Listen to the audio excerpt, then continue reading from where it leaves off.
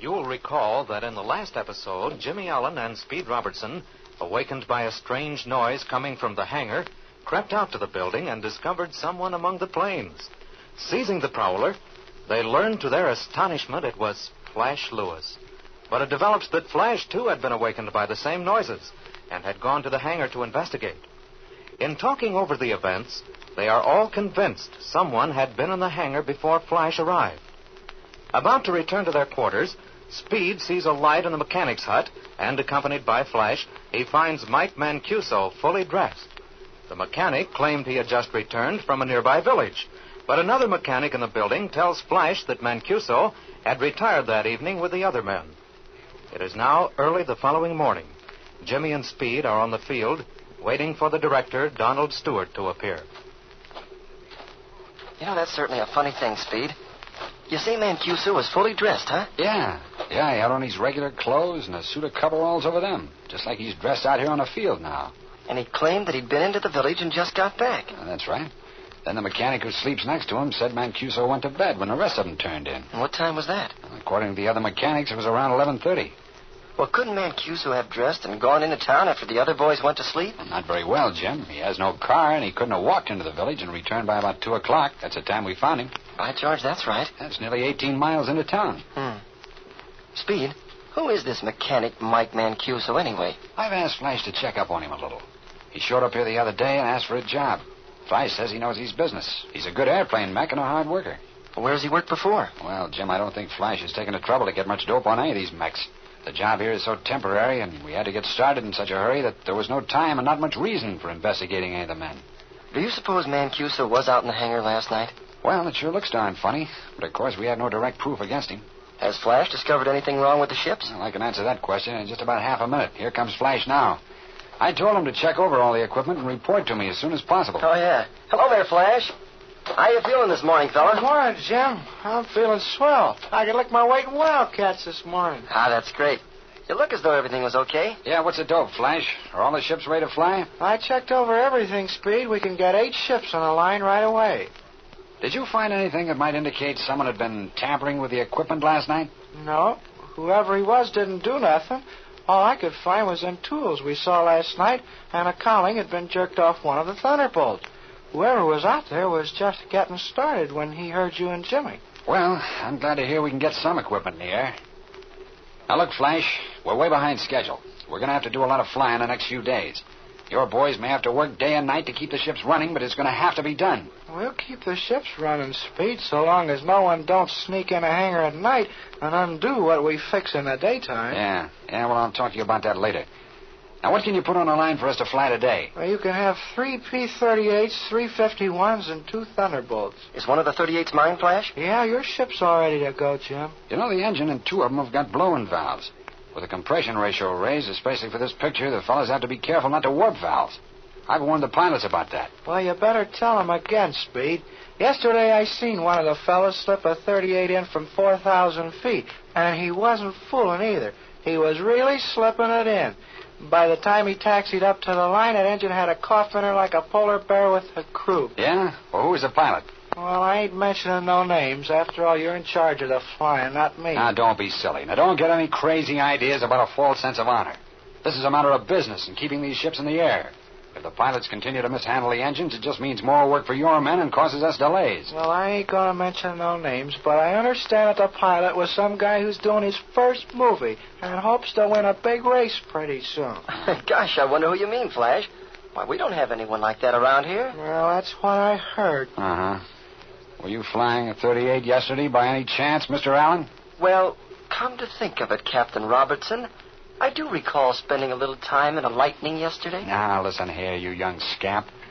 If I catch you side-slipping a P-38 from 4,000 feet again, I'll put sand in your breakfast food. Okay, Speed. I really didn't mean to. I just forgot, that's all. Well, the next pilot that does it is fined 5 days' pay. And I'm going to put that up on the bulletin board, too. Hey, here comes your old pal Stewart, the director, Speed. Oh, yeah. Well, thank heavens we can do some flying today. Flash, will you go and call the pilots together while Jimmy and I find out from Stewart what the schedule is for today? Tell the boys to come over here and then start getting your ships out on the line. Right. I'll have them over here in a few minutes.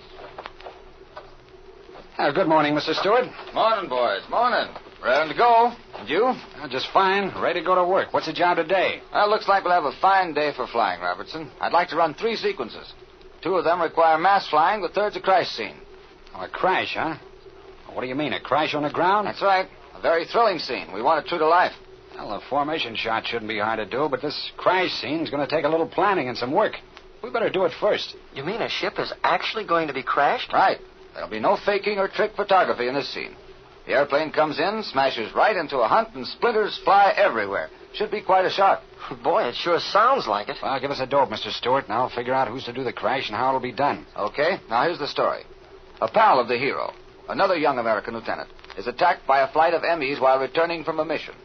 He puts up a brilliant fight, but the Messerschmitts are too much for him. Well, that'd certainly be true to life. There's no doubt about it. Trying to get away, the young officer hits the deck with the Germans right on top of him.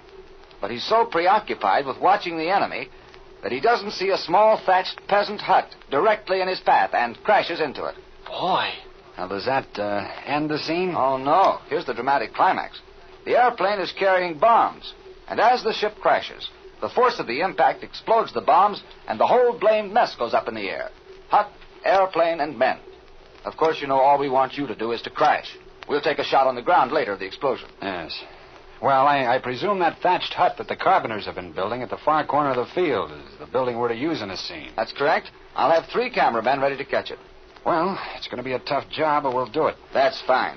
The crash should be done at 12 o'clock. The cameras will be ready to start grinding then. Okay, Mr. Stewart, we'll be ready. I'll have the cameras ready. And tell your pilot to do that job right. See you later. Okay. Gee, Speed, what do you think about this crash business? It's a ticklish proposition, Jim, but it has to be done. It's possible to bring the 38 in, make a very realistic crash without hurting the pilot. But if the pilot doesn't know his stuff, he can get pretty badly bunged up. Yeah. What pilot are you going to have do the crash? I don't know yet, Jim. Now, here comes the gang now. I'll have a talk with them. Well, now, look here. I'll do it, Speed. I'll bet I can crash that baby and not get a scratch. Well, wait a minute, Jim. We'll see. Morning, boys. Morning, Speed. Morning, Speed. Come around here, will you?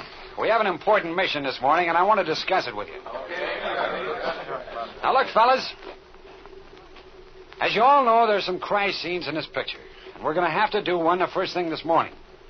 A 38 is to be crashed into that hut you see on the edge of the field. The ship will have both pilot and observer. Now, we have a special job for this. It's an old, worn-out crate, and everything has been removed from the cockpit. Everything, that is, except what is absolutely necessary for flying. The cockpit is reinforced in accordance with the latest aviation engineering science and is heavily padded to absorb the shock. Both pilot and observer will wear special crash suits designed for this kind of work. Now, in spite of all these precautions, however, it's a ticklish job. I'll make that a bit stronger. It's a dangerous job. Unless that ship is brought in properly, there's a chance of both pilot and observer coming out with some broken bones. Now, I'm not going to ask any one pilot or observer to do this job. I'll call for volunteers, just as we used to do during the war when we had a particularly rough trip. I prefer to have a pilot who has had some experience in this work if possible. All right, I'll call for volunteers. All pilots willing to take this job, raise your right hand. Not many of you anxious to take it on, I see. 2 men, huh? Jimmy Allen and Nails Ballou. I can do the job, Robertson. Give you any kind of crash you want. I've done those crashes before. I'll take the job on one condition. Well, I think you can handle it all right, Ballou, but what's the condition? That I have the privilege of selecting my own observer. I want a man to ride with me that I can depend upon. You want to select your own passenger, huh? Well, boys, as a matter of fact, if the crash is done properly, there's much less danger to the passenger than to the pilot. Due to the fact that he has no controls to worry about, he can be more heavily padded.